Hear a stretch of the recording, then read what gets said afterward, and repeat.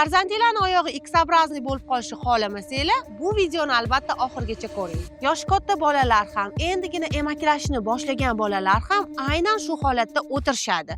Bu qurbaqasimon va W-simon deb nomlanadi. Bu o'tirish bolalarga juda ham qulay tuyuladi, lekin aslida mushak va suyaklar tizimiga eng zararli hisoblanadi. Nega bunaqa? Sababi tizza va son bo'g'imlariga ortiqcha bosim tushadi va natijada mushak, suyak tizimlari notekis rivojlanadi. Buni to'g'irlash uchun birinchi o'rinda bolaga bu o'tirishga imkoniyat berish kerak emas va albatta bolaga to'g'ri o'tirishni o'rgatish lozim. Ko'p holatlarda X-obrazniy oyoqlar aynan mana shu noto'g'ri o'tirishdan kelib chiqadi. Bu X-obrazniy oyoqlar nafaqat tashqi ko'rinish jihatidan xunuk, balki farzandingizni bir umr sog'lig'ida muammolar bo'lishiga sabab ham bo'ladi. Buni to'g'irlash uchun har kuni yengil massaj qiling, LFK mashqlar qildiring va buni natijasida mushaklar mustahkamlashadi, suyak tizimlari yaxshi rivojlanadi va farzandingizning oyog'i chiroyli shaklga ega bo'lishiga sababchi bo'lasiz.